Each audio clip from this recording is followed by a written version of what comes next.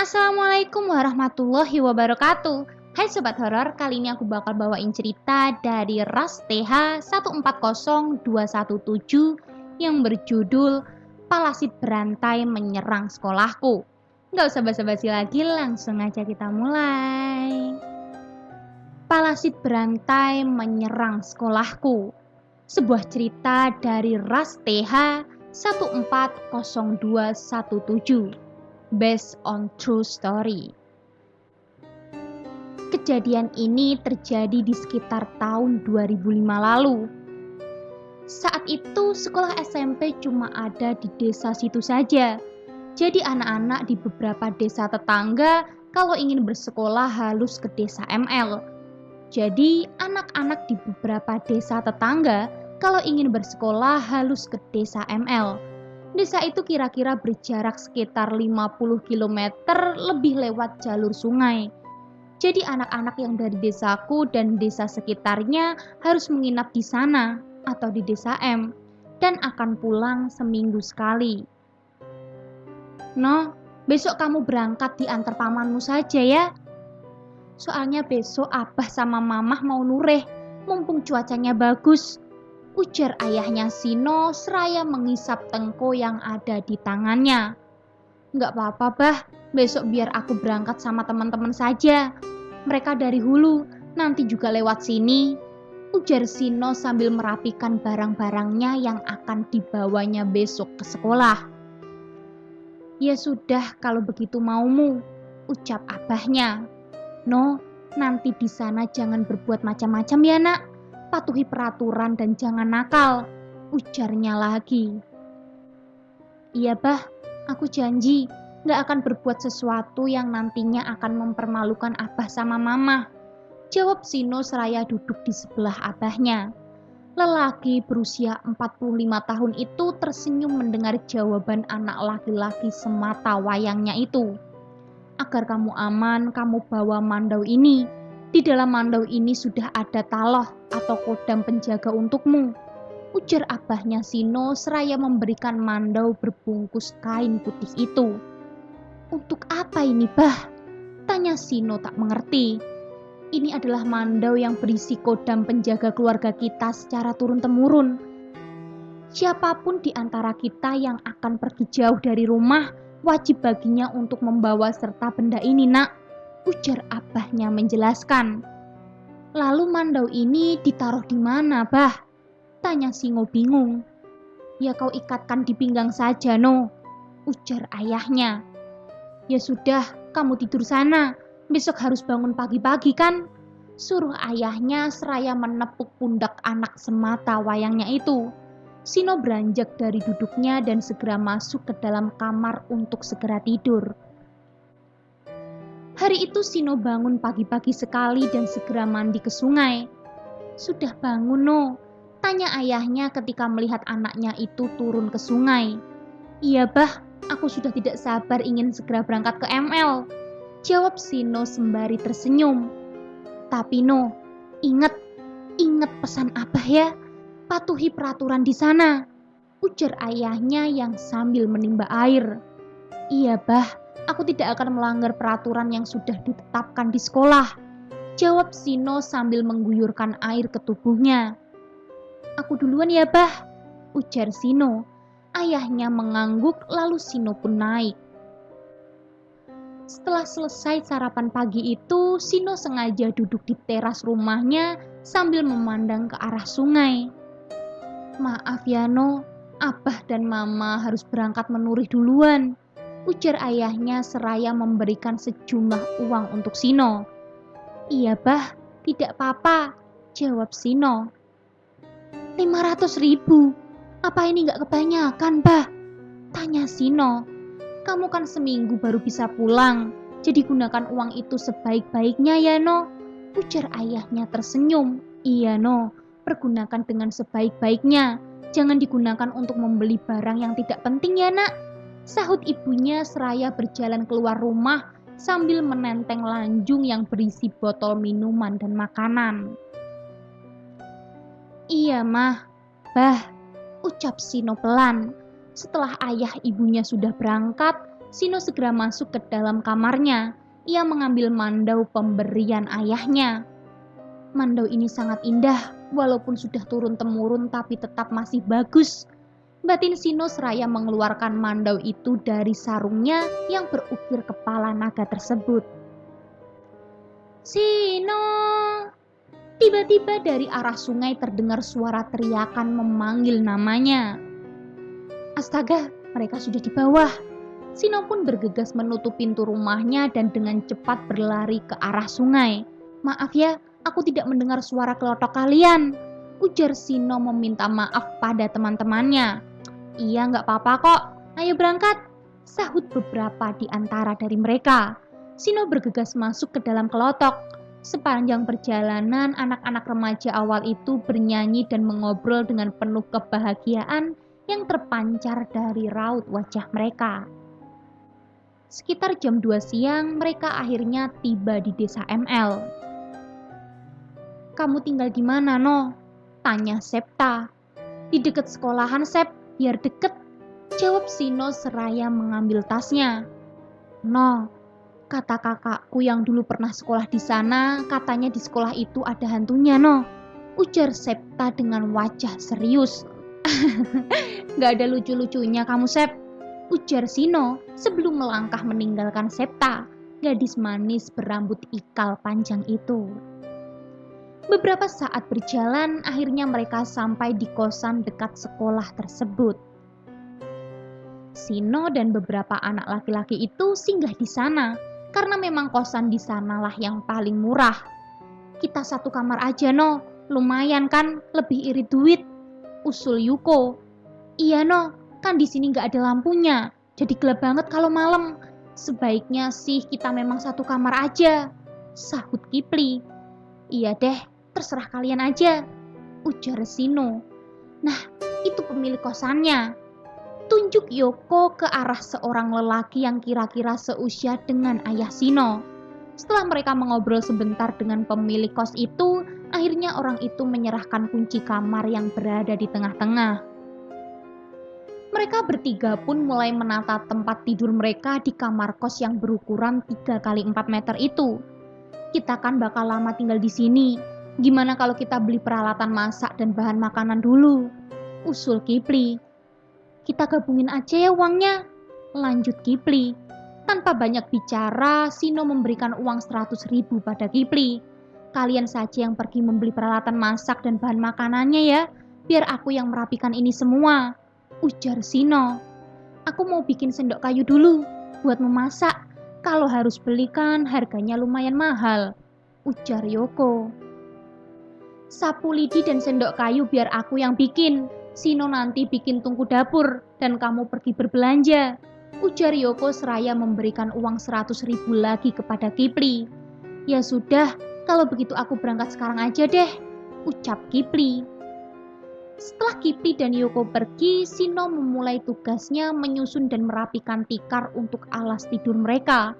Tiba-tiba Sino merasakan hawa panas di sekitar tubuhnya. Mungkin perasaanku saja, batin Sino seraya duduk di atas tikar. Matanya tertuju pada mandau yang tergantung di paku dinding itu. Kalau memang benar mandau ini ada isinya, aku ingin lihat seperti apa bentuknya.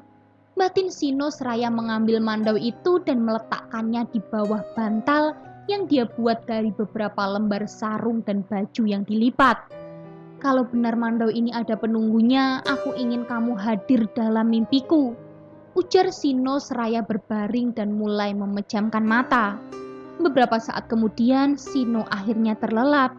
Namun tidak ada mimpi yang aneh sama sekali. Sino, bangun, panggil Yuko. Maaf kok, aku ketiduran, ujar Sino seraya bangun. Gimana tungku apinya? Sudah jadi? Tanya Yuko seraya berbaring, dan di tangannya ada sendok kayu yang bentuknya lumayan bagus. Astaga, aku lupa. Memang dasar tukang tidur, kata Yuko serasa menutupi wajahnya dengan baju. Sino pun bergegas mencari peralatan untuk dijadikan tungku api dan sekalian mencari kayu bakarnya.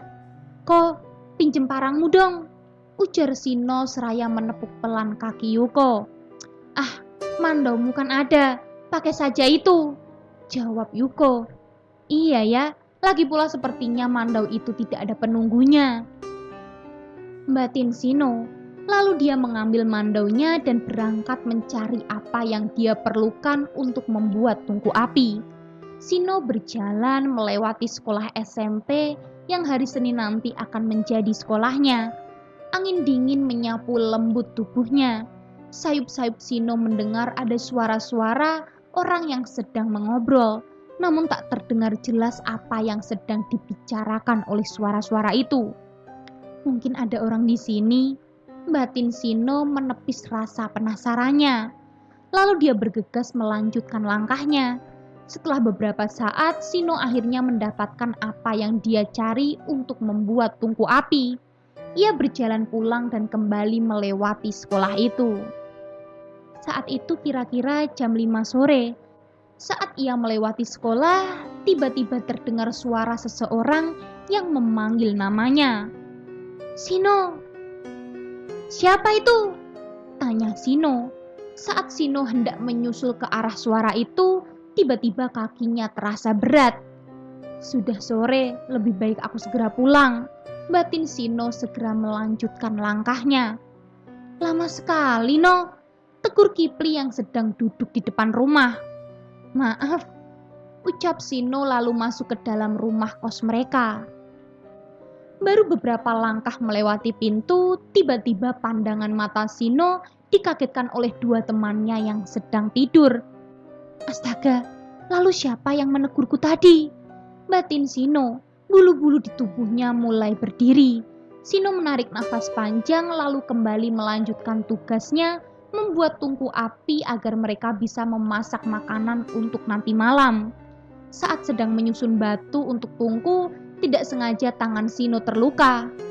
"Sedikit lagi selesai," batin Sino. Setelah beberapa saat kemudian, akhirnya tungku api itu selesai dibuat oleh Sino. Tak lupa Sino meletakkan kayu-kayu api yang diperolehnya tadi di dekat tungku tersebut. "Pli, Pli, bangun Pli," ujar Sino seraya menendang kaki temannya. "Ada apa Sino?" tanya Kipli. Ada apa? Pancinya di mana?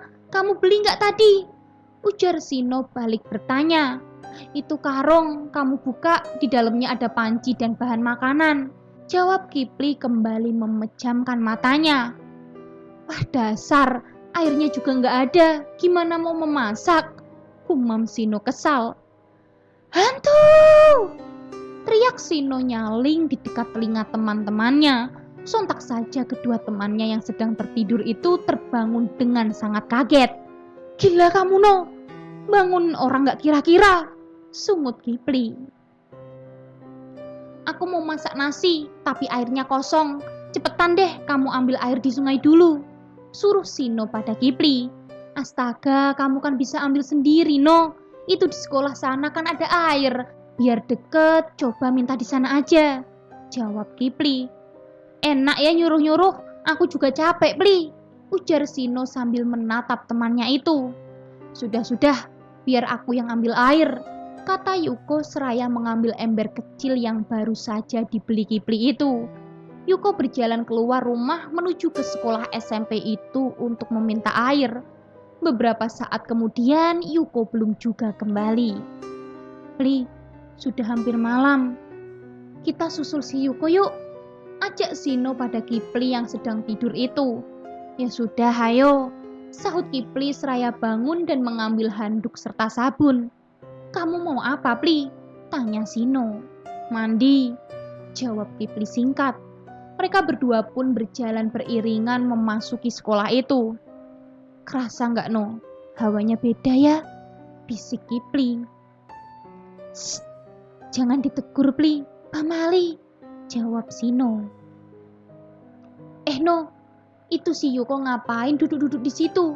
Katanya mau ambil air, kok malah duduk santai di situ?" ujar Kipli kesal. Mereka berdua mendekati Yuko yang sedang duduk di dekat tong air. "Kok, kamu nggak apa-apa kan?" tanya Sino menyentuh pundak temannya itu. Nggak apa-apa, jawab Yuko singkat lalu beranjak pergi. Kok, embernya kenapa nggak dibawa sekalian? Tanya Kipli. Yuko berjalan pulang tanpa menoleh ke arah kedua sahabatnya itu. Woi, kalian berdua ngapain di situ? Sini bantuin aku benerin keran airnya. Panggil seseorang yang berada di salah satu ruangan yang ada di sekolahan itu. Ya Tuhan, tadi itu apaan no? Ujar Kipli dengan raut wajah ketakutan. Sino, Kipli, bantuin sini cepetan. Teriak Yuko seraya melambaikan tangannya ke arah Kipli dan Seno. Sino melangkahkan kakinya menuju ke arah Yuko, namun Kipli menarik tangan Sino. Jangan no, siapa tahu itu bukan Yuko. Cegah Kipli. Kita pastikan saja ke sana, Pli. Ujar Sino seraya menepis tangan Kipli. Akhirnya Kipli mengikuti Sino dari belakang. Kalian mencari aku kan? Maaf lama ya, soalnya tadi keran airnya nggak bisa diputar no, Pli. Ujar Yuko tersenyum seraya menggaruk kepalanya. Kayaknya itu keran emang nggak bisa ngeluarin air lagi kok. Coba kita minta air di tong itu aja. Kata Sino seraya menunjuk ke arah tong berwarna merah tadi. Itu beneran kamu kan kok? Tanya Kipli. Maksudnya? Tanya Yuko bingung. Apaan sih Pli? Bentak Sino seraya menepuk lengan Kipli. Kenapa di sini sepi sekali ya? Gumam Kipli. Kata ayahku di sekitar sini ada penunggunya. Ujar Yuko pelan. Oh ya kok. Tadi kami lihat kamu ada... Belum selesai perkataan Kipli, Sino menegurnya dengan nada suara tak suka. Kipli. Iya, nggak jadi. Jawab Kipli. Setelah selesai meminta air, mereka bertiga pun kembali ke kos-kosan. Sesampainya di kosan, Sino segera membilas beras yang akan dimasaknya itu. Sementara Kipli menceritakan kejadian aneh yang dialaminya bersama Sino di sekolah tadi. Bukan hanya itu, tadi sewaktu aku pulang setelah mencari batu untuk tungku api, aku juga melihat kamu, Pli. Dan yang membuat aku kaget sekaligus takut itu saat aku melihat kalian berdua tidur di dalam. Sedangkan sebelum aku masuk rumah, kamu yang menegurku di luar. Cerita Sino yang sambil menghaluskan daun singkong. Berarti kata ayahku tentang penunggu di sini itu bener no, Pli, kata Yuko. Besok kita pindah aja yuk, aku takut. Ujar Kipli seraya merapatkan tubuhnya pada Yuko. Kalau kita tidak mengganggu mereka, mereka juga nggak akan mengganggu kita, Pli, kata Sino. Betul itu, ujar Yuko mengiyakan perkataan Sino. Kipli terdiam. Pli, gantian dong. Sekarang kamu yang masak sayurnya, ujar Sino. Enggak, aku takut, jawab Kipli. Setelah mendengar jawaban Kipli, kedua temannya itu menghela nafas panjang. Beberapa saat kemudian, sayur dan nasi itu akhirnya siap untuk disantap. Dalam beberapa saat saja, nasi hangat dan pucuk singkong itu sudah berpindah ke dalam perut ketiganya. Aku tidur duluan ya, Pli. Kok? Ujar Sino sambil menguap. Aku tidur di tengah ya, ujar Kipli setengah merengek. Terserah, jawab kedua temannya berbarengan. Dalam hitungan menit Sino sudah terlelap. Dalam mimpinya Sino didatangi seorang perempuan cantik berbaju putih. Perempuan cantik itu membawa Sino ke dalam rumahnya. Rumahnya indah namun sangat kotor. Dengan wajah sedih perempuan itu berkata, sekarang tempat tinggalku sangat kotor olehmu, tidak bersih dan terawat seperti dulu lagi, di saat Nian yang menjaga dan membersihkannya, ujar perempuan itu dengan nada sedih. Maksudmu apa? Tanya Sino dalam kebingungannya. Kau ingin melihatku bukan? Akulah penunggu mandau yang kau bawa itu nak. Kau sudah mengotori rumahku atau mandaumu dengan darahmu itu. Aku tidak suka itu. Ujar perempuan itu menatap Sino dengan tatapan tajamnya. Sesaat setelah mendengar itu, Sino terdiam beberapa saat. Maafkan aku sangat menyesal. Aku janji besok rumahmu akan kubersihkan, ucap Sino. Tiba-tiba terdengar sayup-sayup suara orang memanggil namanya. Sino, Sino, Sino. Panggilan itu semakin terdengar jelas. Dan saat Sino terbangun, kedua sahabatnya sudah ada di dekatnya dengan wajah penuh kekhawatiran menatapnya. Syukurlah kau sudah bangun, No, ucap Kipli. Memangnya aku kenapa? Tanya Sino. Kau seperti orang ketindihan, No, ucap Yuko menatap Sino. Hari Senin, hari pertama masuk sekolah. Sino dan kedua temannya sudah bersiap-siap untuk berangkat ke sekolah. Dengan wajah bahagia, ketiganya memasuki ruangan kelas. Gak nyangka ya, akhirnya kita sekolah juga, ujar Kipli tersenyum. Iya, sahut Sino dan Yuko. Pli, ingat ya, larangan dari guru-guru saat kita mos, jangan ke belakang sekolah. Kami mengingatkan kamu karena kamu itu yang paling ceroboh dan pelupa, ujar Sino. Kipli mengangguk dengan bibir masih tersenyum. Jam pelajaran pertama dimulai. Saat itu semua murid sedang belajar. Tiba-tiba terdengar suara teriakan meminta tolong dari belakang sekolah. Sontak saja semua murid berlarian keluar sekolah, ingin melihat apa yang terjadi. Kembali masuk ke dalam kelas, jangan ada yang keluar. Tetap di dalam dan jangan melihat keluar, teriak kepala sekolah kepada semua murid-murid yang berlarian keluar kelas itu. Kalian ini bagaimana sih? Sudah disuruh mengawasi anak-anak itu, kenapa masih bisa ke belakang sekolah? Bentak kepala sekolah dengan nada yang sangat marah. Kelihatannya kepala sekolah sangat marah, bisik Kipli pada Sino. Makanya kita jangan ada yang ke belakang sana, balas Sino. Belum sempat Yuko berbicara, tiba-tiba ada seorang anak perempuan yang menggerang-gerang sambil membenturkan kepalanya ke tembok. Astaga, itu kenapa? Tanya Kipli ketakutan. Kepala anak perempuan itu mulai berdarah karena terus-terusan membenturkan kepalanya. Beberapa orang anak laki-laki berusaha menghentikan anak perempuan itu, namun tiba-tiba anak laki-laki itu satu persatu ikut menjerit-jerit seraya membenturkan kepalanya. Palasit! Teriak Sino tiba-tiba. Kau kenapa, No? Jangan nakut-nakutin aku, ujar Kipli setengah menangis. Sino tiba-tiba berlari menerobos pintu keluar, dan Sino terus berlari ke dalam kosannya mengambil mandau yang ada di bawah bantal, lalu kembali berlari ke sekolah.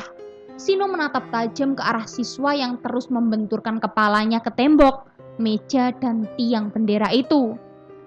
Palasit! Teriak Sino lagi seraya mengacungkan mandaunya ke arah para siswa yang terkena palasit berantai itu. Seketika setelah mendengar teriakan Sino, para siswa yang terkena palasit itu berhenti membenturkan kepala mereka dan secara bersamaan menoleh ke arah Sino dengan tatapan tajam penuh dengan kemarahan. Ambilkan aku lada bulat dan bawang tunggal, perintah Sino pada seorang lelaki tua penjaga sekolah. Dengan cepat lelaki tua itu bergegas mencarikan lada bulat dan bawang tunggal yang dipinta oleh Sino. Usahakan pikiran kalian semua tidak kosong, karena pikiran yang kosong akan sangat mudah diambil alih oleh palasit, teriak Sino lantang mengingatkan orang-orang yang ada di situ. Suaranya tidak seperti Sino yang mereka kenal. Suara itu terdengar seperti suara perempuan. Ini bawang merah tunggal dan lada bulatnya, ujar lelaki itu, sembari menyerahkan bawang dan lada itu ke tangan Sino. Kamu, dan kamu, pegangi dia, suruh Sino pada beberapa orang guru dan mereka pun menuruti perintah Sino. Pegang yang kuat, jangan biarkan dia lepas, ujar Sino lagi seraya berjalan ke arah siswa yang sudah dipasung oleh beberapa orang guru tersebut. Keluarlah! Sumpah serapah kasar dari siswa itu saat Sino mendekatinya. Tekan lada ini di jempol kaki dan tangannya. Jangan biarkan tangannya tertutup atau menggenggam, perintah Sino lagi. Saat lada itu menyentuh jempol siswa itu, tiba-tiba dia berteriak kesakitan. Tidak hanya itu, Sino juga memecahkan bawang tunggal dan menggoreskannya ke urat-urat tangan dan kakinya. Seketika siswa itu tak sadarkan diri. Setelah semua siswa yang terkena palasit berantai itu diobati oleh Sino, tiba-tiba tubuh Sino ambruk dan dari hidungnya keluar darah kental. "Sino!" Teriakan terakhir dari kedua temannya yang sempat Sino dengar sebelum akhirnya Sino jatuh pingsan. Sino terbangun di sebuah rumah bercat putih. Kepalanya terasa pusing, hidungnya juga terasa sakit karena bekas darah yang mengering. "Syukurlah kamu sudah sadar, No. Aku takut sekali tadi," ujar Kipli seraya memeluk temannya itu. "Kamu berlebihan, Pli," sahut Yuko seraya menepuk pundak Kipli. "Memangnya aku kenapa, Pli? Ko?" tanya Sino. "Shh, jangan dipikirkan dulu. Nanti kalau kamu sudah sehat pasti akan kami ceritakan," jawab Yuko pelan. "Palasit itu belum sepenuhnya hilang. Aku hanya mampu menyembuhkan mereka yang terkena palasit itu, tapi aku tidak kuasa untuk memusnahkannya. Mereka ada di sini menunggu siapa saja yang mendekatinya," ujar perempuan itu pada Sino. Dan Sino pun terbangun dari tidurnya dengan penuh keringat dingin. Setelah kejadian mengerikan itu, Sino dan ketiga temannya pindah ke sekolahan yang ada di kabupaten yang lumayan sangat jauh dari desa mereka. Sampai sekarang pun kemungkinan palasit itu masih ada di sekolahan tersebut. Buat sobat horor yang nggak tahu apa itu palasit, palasit adalah sebuah minyak yang berisi roh-roh penunggu yang tidak akan membiarkan korbannya hidup, kecuali palasit itu dibuang atau disembuhkan. Saat palasit datang, si korban akan menjerit-jerit dan membenturkan kepalanya ke benda-benda keras seperti meja, tembok, tiang, bahkan kaca sampai kepala si korban hancur. Dan jika palasit diobatin, tetap ada dampaknya pada si korban. Rambut si korban akan rontok dan yang lebih parahnya, si korban bisa gila. Minyak palasit biasanya dipelihara oleh orang-orang yang pendendam atau dukun. Selesai. Gimana sobat horor? Seru kan ceritanya? Kalau gitu tunggu cerita-cerita menarik lainnya dan jangan lupa nyalakan lonceng notifikasinya. Bye.